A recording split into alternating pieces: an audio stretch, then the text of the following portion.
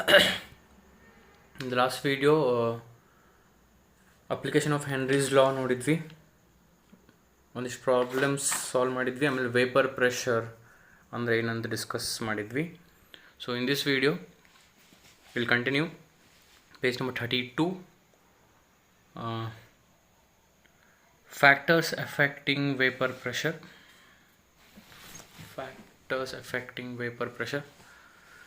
First ಅಂದರೆ ಈ vapour pressure ಅಂದರೆ ಏನು ಡಿಸ್ಕಸ್ ಮಾಡಿದ್ವಿ ನಾವು.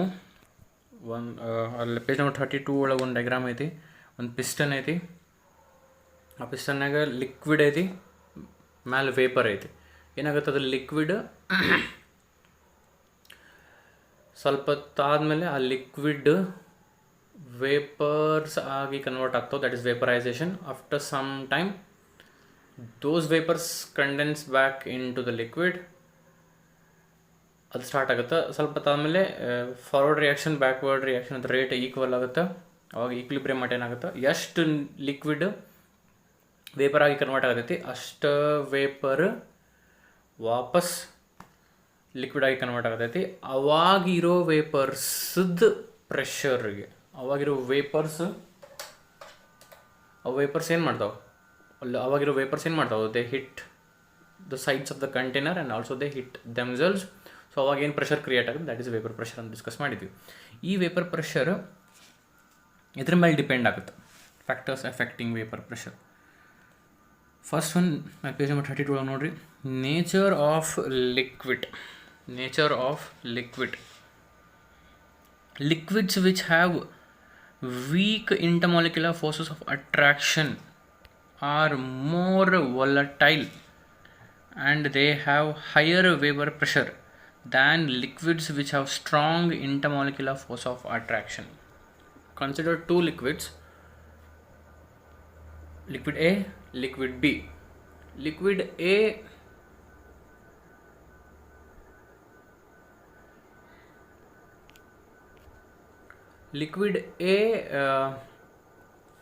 has a weak intermolecular force of attraction ಅನ್ಕೋರಿ, B has a strong intermolecular force of attraction ಅನ್ಕೋರಿ. So A weak, B strong. So A the liquid ಅದರಾಗಿನ molecules they have weak intermolecular force of attraction ಅಂದ್ರೆ they will want to escape into vapours.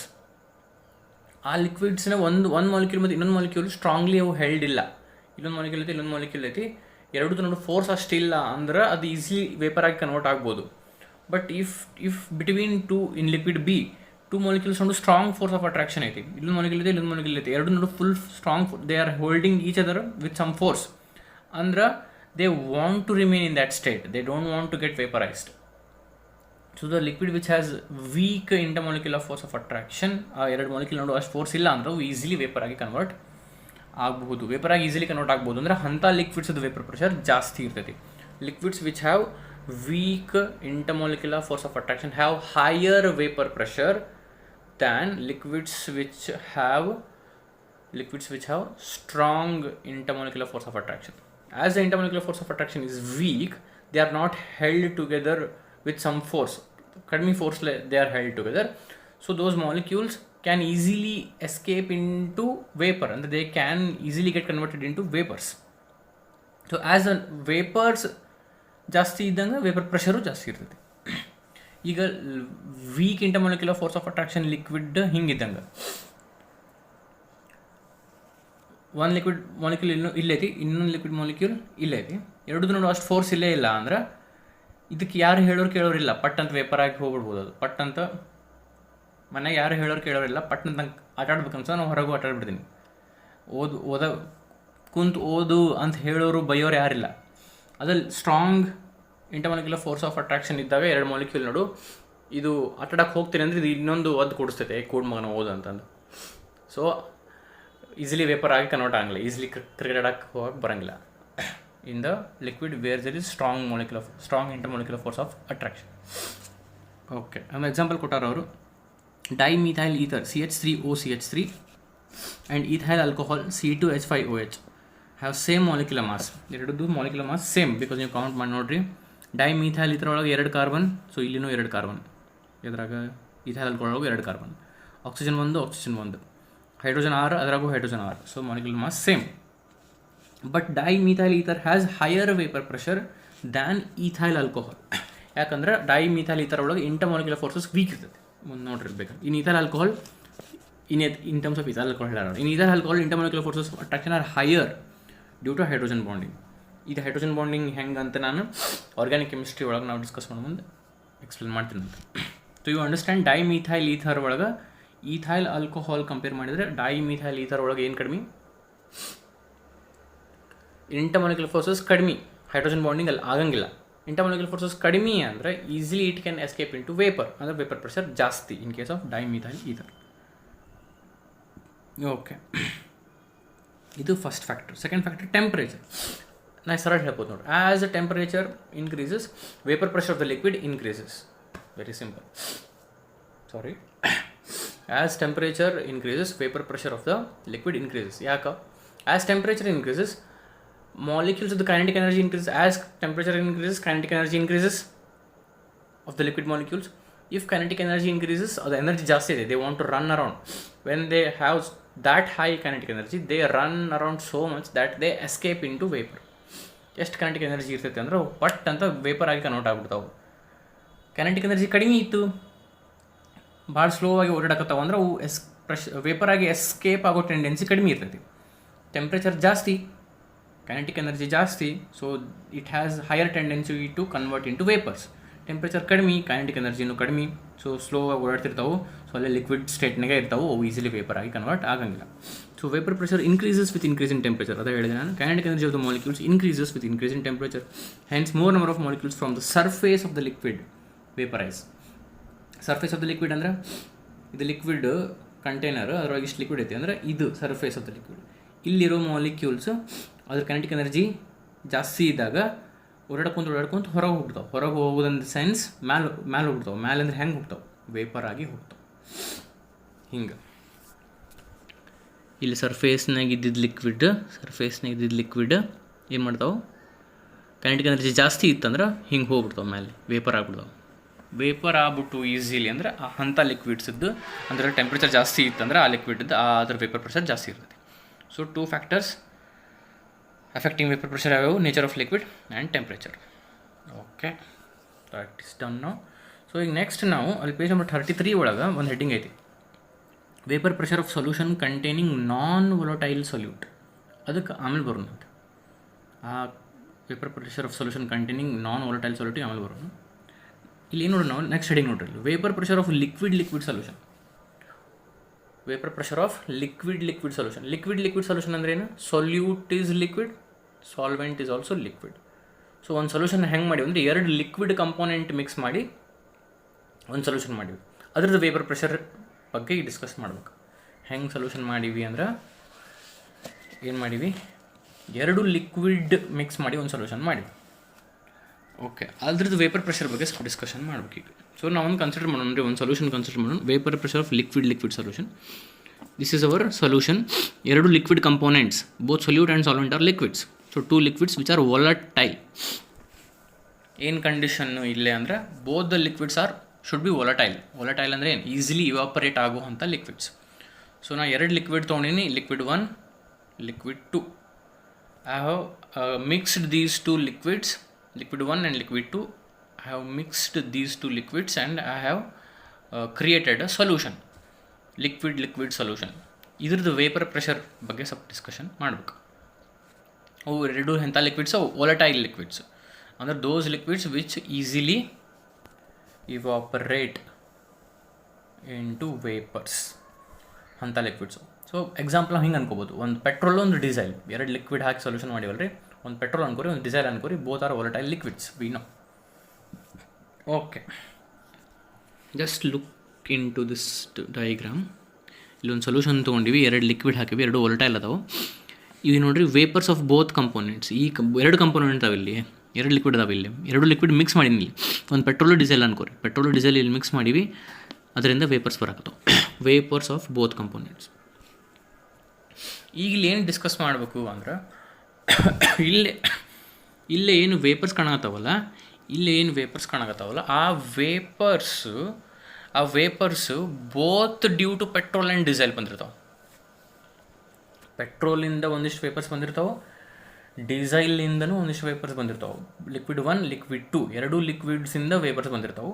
So ಅಲ್ಲೇನು vapours ಕಾಣತ್ತಾವೆ, that is a mixture of vapours, combined vapours of both petrol and diesel, both liquid 1 and liquid 2.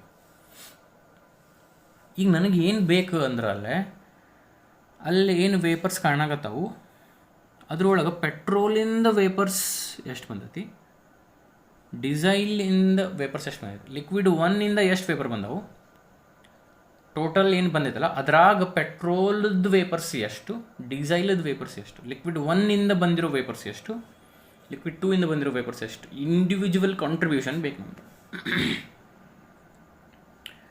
ಈಗ ಹಿಂಗಿದ್ದಂಗೆ ಒಂದು car ನಿಂತೈತಿ,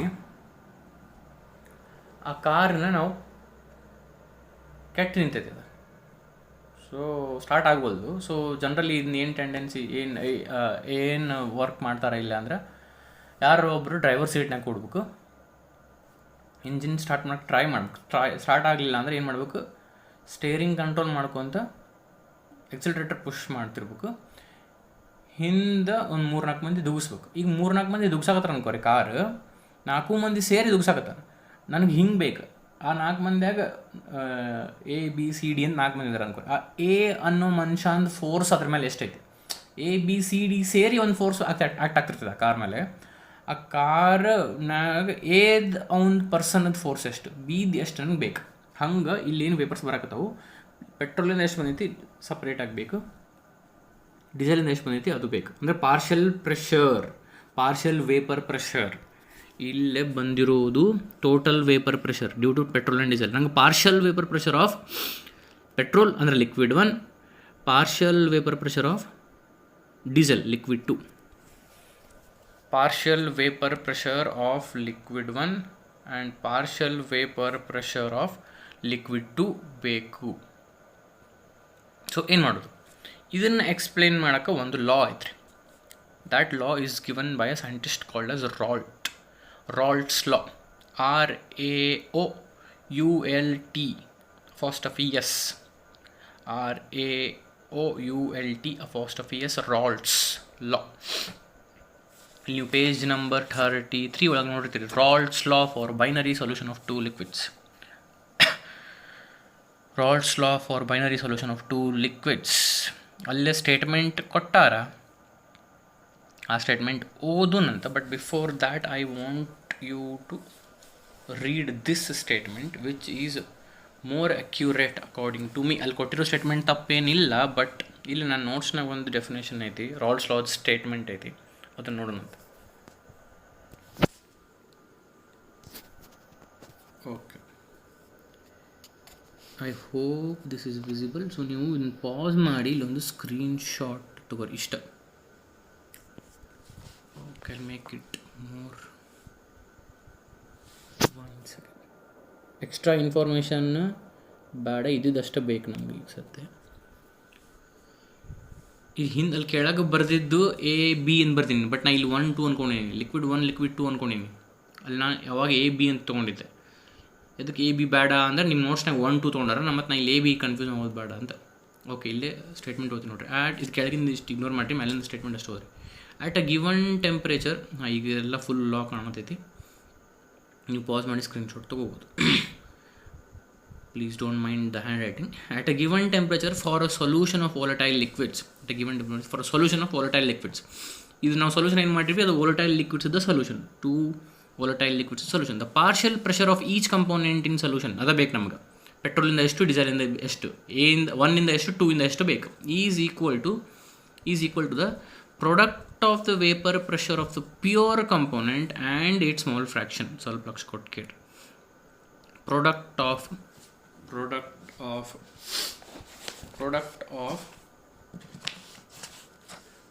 of vapor pressure of the pure component and its mole fraction. ಇಲ್ಲಿ ಬರುತ್ತೆ P1 is equals to ಅಂದ್ರೆ where P1 is partial pressure of liquid 1, ಅಂದ್ರೆ ಪೆಟ್ರೋಲಿಂದ ಎಷ್ಟು ಈ vapours ಒಳಗೆ ಎರಡು ಲಿಕ್ವಿಡ್ ಅದಾವೆ, ಎರಡು ಲಿಕ್ವಿಡ್ ಅದಾವೆ.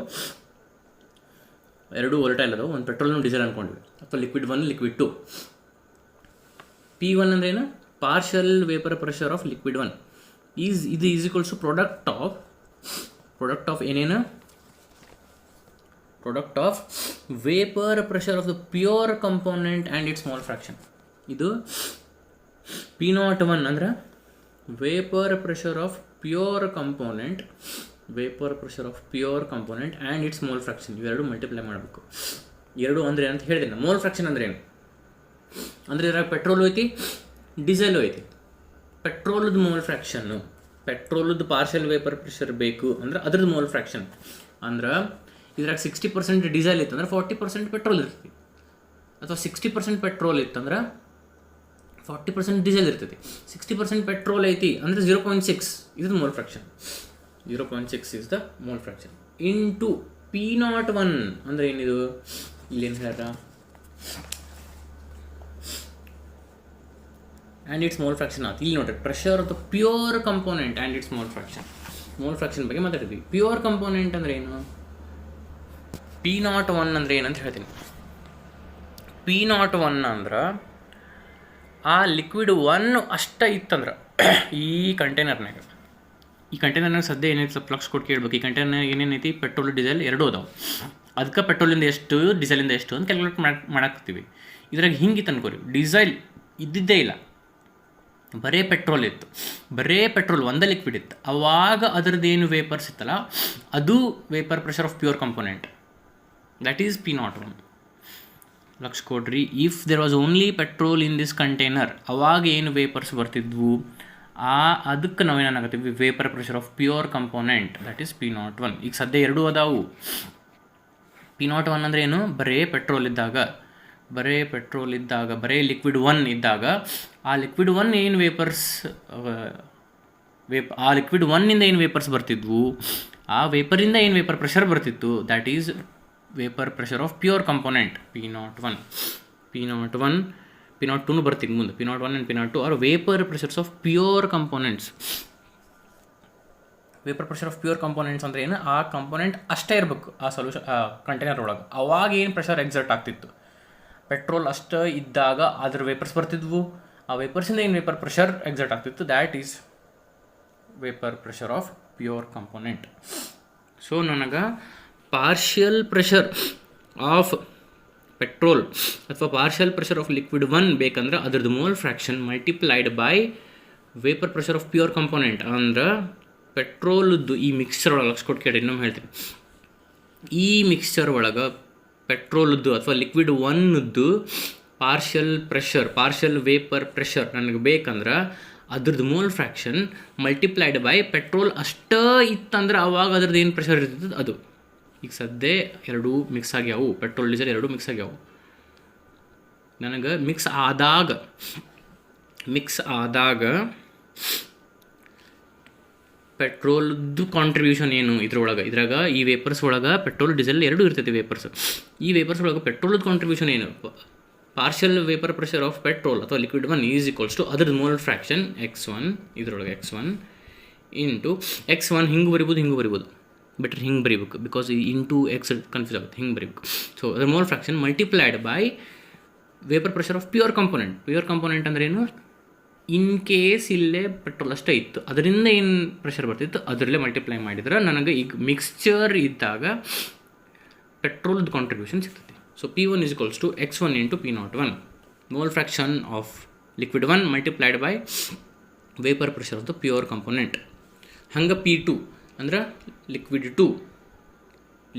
2ದು ಪಾರ್ಷಿಯಲ್ ವೇಪರ್ ಪ್ರೆಷರ್ ಅಥವಾ ಡಿಸೈಲ್ದು partial vapour pressure is equals to mole fraction of diesel. ಅಂದರೆ 0.6 ಪೆಟ್ರೋಲ್ ಇತ್ತು ಅಂದರೆ ಇಲ್ಲೇ 0.4 ಏನಿರ್ತೈತಿ ಡೀಸೆಲ್ ಇರ್ತೈತಿ, ಅಥವಾ 0.4 ಪೆಟ್ರೋಲ್ ಇತ್ತು ಅಂದರೆ 0.6 ಡೀಸೆಲ್ ಇರ್ತದೆ. So 0.6 mole fraction of diesel ಅಥವಾ mole fraction of liquid 2 into P02 ಅಂದರೆ ನಿಮ್ಗೆ ಅರ್ಥ ಆಗಿರ್ತದೆ. ಈಗ P02 ಅಂದ್ರೆ ಏನು? ಬರೇ ಆ ಕಂಟೈನರ್ ಒಳಗೆ ಬರೇ ಡಿಸೈಲ್ ಇತ್ತು ಅನ್ಕೋರಿ, ಮಿಕ್ಸರ್ ಇದ್ದಿಲ್ಲ, ಬರೇ ಡಿಸೈಲ್ ಅಥವಾ ಲಿಕ್ವಿಡ್ 2 ಇದ್ದಾಗ ಅದ್ರದ್ದು ಏನು ವೇಪರ್ ಪ್ರೆಷರ್ ಇರ್ತೈತಿ ಅದು vapour pressure of pure component P02. So this is Raoult's law. ಏನು? Partial vapour pressure of of component 1 ಅಥವಾ liquid 1 is equals to mole fraction of component 1 ಅಥವಾ liquid 1 into vapour pressure of pure component. Partial vapour pressure of component 2 ಅಥವಾ liquid 2 is equals to mole fraction of liquid 2 multiplied by vapour pressure of pure component. ಅಂದರೆ ಬರೀ liquid 2 ಇದ್ದಾಗ ಏನು pressure ಇರ್ತಿತ್ತು ಅದರಲ್ಲೇ multiply ಮಾಡಬೇಕು. So this ಈಗ ನಮಗೇನು ಬೇಕಾಗಿತ್ತು, ಇಲ್ಲಿ ವೇಪರ್ಸು ಪೆಟ್ರೋಲಿಂದನೂ ಅದಾವು, ಡೀಸೆಲಿಂದನೂ ಅದಾವು, ಏನಂದೂ ಅದಾವು, ಬಿನಿಂದ ಅದಾವು. ಎದು ಕಾಂಟ್ರಿಬ್ಯೂಷನ್ ಏನು, ಬಿದು ಕಾಂಟ್ರಿಬ್ಯೂಷನ್ ಏನು ಬೇಕಾಗಿತ್ತು ಸಿಕ್ತು ಬೈ ರಾಲ್ಸ್ ಲಾ. ಸ್ಟೇಟ್ಮೆಂಟ್ ಅಗೇನ್ ಇಲ್ಲಿ ತೋರಿಸ್ತೀನಿ, ಇದು statement. At a given temperature for a solution of volatile liquids, the partial pressure of each component in solution is equal to the product of the vapor pressure of pure component and its mole fraction. I hope Raoult's law is clear. ಈಗ ಅಲ್ಲಿ ಏನು ಕೊಟ್ಟಾರ ನೋಟ್ಸ್ನಾಗ, ಅದು Raoult's law. Raoult's law is stated as in a binary solution of two volatile liquids. Sorry. Is stated as in a binary solution of two volatile liquids, the partial vapor pressure of each component in the solution, I'll note it, is directly proportional to its mole fraction present in solution. ಇಲ್ಲಿ directly proportional ಅಂದ ನಾವು directly proportional to mole fraction ಅಂತ ಹೇಳಿ ಆ proportionality sign ತೆಗೆದು ಆಮೇಲೆ pure ಕಂಪೋನೆಂಟದು vapour pressure ತೊಗೊಂಬಂದಾನ ಇಲ್ಲೇ. ಅದು correct, but you follow what I am telling you. Both are correct. ನಾ ಹೇಳಿದ ಒಂದು ವೇ, ಅವ್ರು ಹೇಳಿದ ಇನ್ನೊಂದು way. Both are correct, but I will prefer this. Okay, so Raoult's law of binary solution of two liquids ಅಂತ ಎಕ್ಸಾಮ್ನ ಕೇಳಿದ್ರೆ, Raoult's law of for binary solution of two liquids ಕೇಳಿದ್ರೆ, ನಾ ಈಗ ಏನು ನಿಮ್ಗೆ ತೋರಿಸಿದೆ ನನ್ನ ನೋಟ್ಸ್ನಾಗ, ಅದು ಪಾಸ್ ಮಾಡಿ ಸ್ಕ್ರೀನ್ಶಾಟ್ ಹೊಡೆದಿಟ್ಕೋರಿ, ಅದನ್ನು ಬರೀಬೇಕು. Okay, coming back to this. So Raoult's law ಪ್ರಕಾರ P1 is equals to x1 into P01, P2 is equals to x2 into P02. Where ಇದನ್ನು ಪ್ಲೀಸ್ ನೀವು ಏನು ಮಾಡಬೇಕು, ನೀವು ನೋಟ್ಸ್ನಾಗ ಈ ಡೈಗ್ರಾಮ್ ಹಾಕಬೇಕು, Raoult's law ಅಂತ ಹೆಡ್ಡಿಂಗ್ ಹಾಕಬೇಕು. ನಾ ಏನು ನಿಮಗೆ ವಿಡಿಯೋ ಈಗ ತೋರಿಸಿದೆ ಇದನ್ನು ನೀವು ಅದನ್ನು ವಾಪಸ್ಸಲ್ಲಿ ಹೋಗಿ ಅದನ್ನು ನೀವು ನೋಟ್ಸ್ನಾಗ ಬರೀಬೇಕು. Raoult's law ಸ್ಟೇಟ್ಮೆಂಟ್ ಬರೀಬೇಕು. ಬರೆದು please you should do this. ಆಮೇಲೆ ಇದನ್ನು ಬರೀಬೇಕು. ವೇರ್ ಕೆಳಗೆ ವೇರ್ ಅಂತ ಬರೆದು P01 and P02 are vapour pressures of pure components. P01 and P02 are vapour pressure of pure component. ಹಂಗಂದ್ರೆ ಏನಂತ ಹೇಳಿದ್ದೆ ನಾನು, ಪ್ಯೂರ್ ಕಂಪೋನೆಂಟ್ ಅಂದ್ರೆ ಏನು, ಆ ಕಂಟೈನರ್ನಾಗ ಬರೇ ಪೆಟ್ರೋಲ್ ಇದ್ದಾಗ ಅದ್ರದ್ದು ಏನು, ಅದು P01. ಬೇರೆ ಏನಿರಬಾರ್ದು. ಬರೇ ಡೀಸೆಲ್ ಇದ್ದಾಗ ಏನಿರ್ತೈತಿ ವೇಪರ್ ಪ್ರೆಷರ್, ಅದು P02. ಓಕೆ, ಅದು ಹೇಳಿದೆ. ವೇರ್ P01 ಆ್ಯಂಡ್ P02 ಆತ. ಈಗ where P1 and P2 are partial vapour pressures of liquids 1 and 2. P1 and P2 are partial vapor pressures of liquids 1 and 2. ಅಂದ್ರೆ ಇಲ್ಲೇ ಟೋಟಲ್ ಪ್ರೆಷರ್ ಇರ್ತೈತಿ, ಅದ್ರಾಗ P1 contribution ಏನು, P2 contribution ಏನು, ಅದು P1 P2. Partial vapour pressures of liquids 1 and 2. ಇದನ್ನು ಬರೀಬೇಕು ನೀವು ನೋಟ್ಸ್ನಾಗ. x1 and x2 are mole fractions of 1 and 2. x1 and x2 are mole fractions of 1 and 2 respectively ಅಂತ ಬರೀಬೇಕು. ಓಕೆ, ಅಕಾರ್ಡಿಂಗ್ ಟು ಡಾಲ್ಟನ್ಸ್ ಲಾ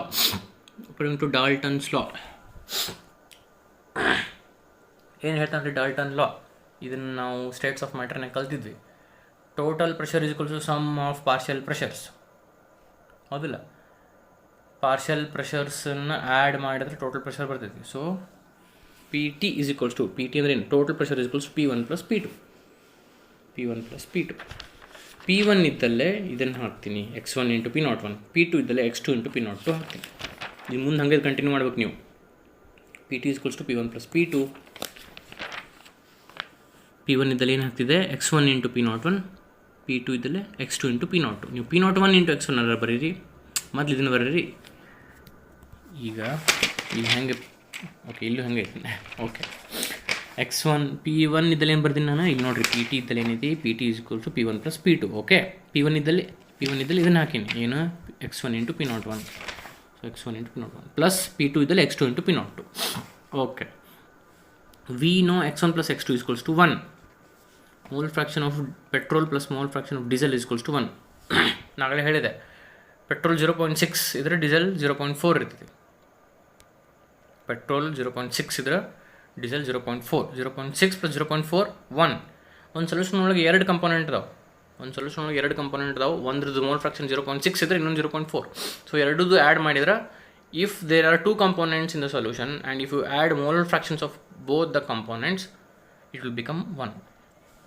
ಇದು ನಮ್ಗೆ ಗೊತ್ತೈತಿ. So x1 + x2 = 1. ಸೊ ನಾವು x1 = ಏನು ಬರಿಬೋದು, 1 - x2 ಬರಿಬೋದು. ಇದು ಹಂಗೆ ನಾವು ಒಂದು ಡೆರಿವೇಷನ್ ಮಾಡೋಕ್ಕೆ, ಒಂದು ಸಿಂಪಲ್ ಡೆರಿವೇಷನ್ ಮಾಡಕ್ಕೆ ಹೊಂಟಿವಿ ಅಷ್ಟೇ. ಮುಂದೆ ನಮಗೆ ಯೂಸ್ ಆಗುತ್ತದೆ. x1 = 1 - x2. ಇದನ್ನ ಈ ಕಡೆ ಒಯ್ತೀನಿ. ಈ x1 ಇದ್ದಲ್ಲೇ ಇದನ್ನು ಹಾಕ್ತೀನಿ, 1 - x2. ಇಲ್ಲಿ 1 - x2 ಹಾಕಿದೆ. ನೋಡ್ರಿ ಏನಾಯ್ತು, PT = x1 ಇದ್ದಲ್ಲಿ ಏನು 1 - x2 ಇಂಟು P01 ಪ್ಲಸ್ ಇದು ಆ್ಯಸ್ ಇಟ್ ಈಸ್. ಮುಂದೇನು ಮಾಡಿದೆ, P01 ಒಳಗೆ ಹೋಯ್ದೆ. PT ಅಂದರೆ ಟೋಟಲ್ ಪ್ರೆಷರ್. P01 ಒಳಗೆ ಹೋತು minus P01 into x2. P01 into x2 plus ಇದು as it is x2 into P02. Okay, ಮತ್ತೆ ಇಲ್ಲಿ ಏನು ಮಾಡಿದೆ, ಮುಂದೆ PT = P01 as it is ಇಟ್ಟಿನಿ. ಇವು ಎರಡೂದ್ರಾಗು -x2 ಕಾಮನ್ ತೆಗೆದಿಲ್ಲ, ಪ್ಲಸ್ x2 ಕಾಮನ್ ತೆಗೆದೀನಿ. ಇವು ಎರಡೂದ್ರಾಗು ಪ್ಲಸ್ x2 ಕಾಮನ್ ತೆಗೆದ್ರೆ P02 - P01. P01 as it is. ಈ ಎರಡೂದ್ರಾಗು ಏನು ಮಾಡೀನಿ, ಪ್ಲಸ್ x2 ಕಾಮನ್ ತೊಗೊಂಡಿನಿ. x2 ಕಾಮನ್ ತಗೊಂಡ್ರೆ ಪ್ಲಸ್ x2 ಕಾಮನ್ ತಗೊಂಡ್ರೆ P02 - P01. ಇದೊಂದು ಡಿರೈವೇಷನ್. ಇಲ್ಲಿ ತನಕ ನೀವು ಮಾಡಿ ಇಟ್ಕೋಬೇಕು. ಇದನ್ನು ಹಿಂಗೆ ಬರಿಬೋದು, PT = ಇದನ್ನು ಹಿಂಗೆ. ಇಲ್ಲೇನೈತೆ ನೋಡ್ರಿ, P01 ಐತಿ, ಇಲ್ಲೇ P02 ಪ್ಲಸ್ x2 ಇಂಟು ಐತಲ್ಲ, ಇಲ್ಲೇ x1 ಇಂಟು, ಇಲ್ಲೇ P02 - P01 ಐತಲ್ಲ, ಇಲ್ಲೇ P01 - P02. ಇದನ್ನು ಕೆಳಗೆ ಆರ್ ಅಂತ ಬರೋದು, ಇದನ್ನು ಬರ್ಕೋರಿ. ಇದು ಹೆಂಗೆ ಬರುತ್ತಾ ಅಂದ್ರೆ ವೆರಿ ಸಿಂಪಲ್. ಇಲ್ಲಿ x1 = 1 - x2 ಹಾಕಿದ್ರಿ. ಇನ್ ಕೇಸ್ ನಾನು ಹಿಂಗೆ ಮಾಡಿದ್ದೀನಿ ಅನ್ಕೋರಿ, x2 = 1 - x1. x2 = 1 - x1 ಅನ್ನು ಇಲ್ಲಿ ಹಾಕಿದ್ನಿ ಅಂದರೆ, x2 = 1 - x1 ಅನ್ನು ಇಲ್ಲಿ ಹಾಕಿದ್ದೆ ಅಂದರೆ ನಮಗೆ ಈ ಫಾರ್ಮುಲಾ ಬರ್ತಿದೆ. ಓಕೆ, ನಮ್ಗೆ ಇದು ನೆನಪಿದ್ರೆ ಸಾಕು, ಅದು ನೆನಪಿದ್ದಂಗೆ. ಸೊ ಇಲ್ಲಿ ತನಕ ನೀವು ಡೆರಿವೇಷನ್ ಮಾಡಿ ಆರ್ ಅಂತ ಬರೋದು, ಇದನ್ನು ಬರೆದು ಇಟ್ಕೋರಿ. ಓಕೆ, ಇದು ಎಲ್ಲಿ ತನಕ ಎಷ್ಟು ಮಾಡೀವಿ. ಈಗ ಮುಂದೆ ನಾನು ಕಂಟಿನ್ಯೂ ಮಾಡ್ತೀನಿ. ಇಲ್ಲಿ ಏನು ತೋರಿಸ್ಬೇಕು ನಾವು, ನೀವು ಇದನ್ನು ನೋಡಿರಿ. ಇಲ್ಲಿ ಏನು ಮಾಡಿಟ್ಟಾರ ಅದನ್ನು ಮಾಡಿದ್ದೀವಿ ನಾವು. ಇದು ಬೇಕಾದ್ರೆ ಈಗ ನೋಡಿರಿ, ಇಷ್ಟು ಪಾರ್ಟ್ ಬೇಕಾದ್ರೆ ನೋಡಿರಿ. ಈಗ ಅದನ್ನ ನಾವು ಮಾಡಿದ್ದು. ಅಲ್ಲಿ ಬಾಜು ಒಂದು ಗ್ರಾಫ್ ಐತಿ, ಅದ್ರ ಬಗ್ಗೆ ಇನ್ನೂ ತಲೆ ಕೆಡ್ಸ್ಕೊಳಕ್ಕೆ ಹೋಗ್ಬೇಡ್ರಿ. ನಾನು ನೆಕ್ಸ್ಟ್ ವೀಡಿಯೋದಾಗ ಕರೆಕ್ಟಾಗಿ ಯಾವ ಅವಶ್ಯಕತೆ ಇದ್ದು ಗ್ರಾಫ್ ಐತಿ, ನೆಕ್ಸ್ಟ್ ಪೇಜ್ನಾಗ ಇನ್ನೊಂದಿಷ್ಟು ಗ್ರಾಫ್ ಅದು, ಯಾವ ಗ್ರಾಫ್ ಹಾಕಿ ಕರೆಕ್ಟಾಗಿ ಅದನ್ನ ಎಕ್ಸ್ಪ್ಲೇನ್ ಮಾಡ್ತೀನಿ. ಓಕೆ, ನಾವು ಏನು ಮಾಡಿದ್ವಿ ಈಗ, ಫ್ಯಾಕ್ಟರ್ಸ್ ಅಫೆಕ್ಟಿಂಗ್ ವೇಪರ್ ಪ್ರೆಷರ್ ನೋಡಿದ್ವಿ. ಆಮೇಲೆ Raoult's law for binary solution of 2 liquids ನಾನು ನಿಮ್ಗೆ ತೋರಿಸಿದೆ. ಅದನ್ನು ಸ್ಕ್ರೀನ್ಶಾಟ್ ಹೊಡೆದು ಇಟ್ಕೋರಿ. ಅಲ್ಲಿ ಬರೀರಿ ಅಂತ ಹೇಳಿದೆ, ಅದನ್ನು ಬರೆದು ಆಮೇಲೆ ಏನು ಬರೀಬೇಕು, ಆ ಡೆಫಿನೇಷನ್ ರಾಲ್ಡ್ಸ್ ಲಾ ಸ್ಟೇಟ್ಮೆಂಟ್ ಬರೀಬೇಕು. ಆಮೇಲೆ ಇದನ್ನು ಬರೀಬೇಕು, ವೇರ್ ಇವನ್ನೆಲ್ಲ ಬರೀಬೇಕು. ಆಮೇಲೆ ಅಕಾರ್ಡಿಂಗ್ ಟು ಡಾಲ್ಟನ್ಸ್ ಲಾ ಅನ್ಬೇಕು, PT = P1 + P2 ಅಂದು ಇಷ್ಟೆಲ್ಲ ಬರೀಬೇಕು. ಆರ್ ಅಂತ ಬರೆದು ಇದನ್ನು ಬರೆದು ಇಟ್ಕೋಬೇಕು. ಓಕೆ, ಅಷ್ಟು ನೀವು ಮಾಡಿರಿ.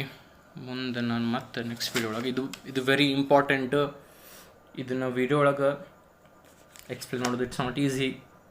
ಅಲ್ಲಿ ಮುಂದಿದ್ದಾಗ ನಿಮ್ಮ ರಿಯಾಕ್ಷನ್ ನೋಡಿ ಎಕ್ಸ್ಪ್ಲೇನ್ ಮಾಡೋದು ಇದು ಭಾಳ important. But we are not in that state, so we have to stick to this method. So ಅದನ್ನ ನಾನು ಮಾಡ್ತೀನಂತ. ಮುಂದೆ ಇದು ಗ್ರಾಫ್ ಎಲ್ಲ ಸ್ವಲ್ಪ ಕಾಂಪ್ಲಿಕೇಟೆಡ್ ಅಥವಾ ನಾನು ಕರೆಕ್ಟ್ ಹೇಳ್ಕೊತ ಹೋಗ್ತೀನಿ, ನೀವು ಕರೆಕ್ಟ್ ಅರ್ಥ ಮಾಡ್ಕೊಂಬಿಟ್ರಿ. So I hope you understood everything. ಅಲ್ಲಿ 33 ಒಳಗೆ ಫಸ್ಟ್ 33 ಪೇಜ್ ಒಳಗೆ vapour pressure of solution containing non volatile solution, ಅದಕ್ಕೆ ನಾವು ಆಮೇಲೆ ಬರೋಣ ಅಂತ. ಇಲ್ಲಿ ನಾವು ತೊಗೊಂಡಿದ್ದು ಲಿಕ್ವಿಡ್ ಸೊಲ್ಯೂಷನ್, ಎರಡೂ ವೊಲಟೈಲ್ ಲಿಕ್ವಿಡ್ಸ್ ಇದ್ವು. ಸೊ ಇದ್ರದ್ದು ಸ್ವಲ್ಪ ಡಿಸ್ಕಷನ್ ಮುಂದೆ ಕಂಟಿನ್ಯೂ ಮಾಡಿ ಅಲ್ಲಿ ನಾನು ಬರ್ತೀನಿ ಅಂತ. Okay, I hope you understood. Please ನಾ ಹೇಳಿದ್ದು ಬರೀರಿ, ತೆಗೀರಿ, ಓದ್ರಿ, ಪ್ರಾಕ್ಟೀಸ್ ಮಾಡಿರಿ. Thank you.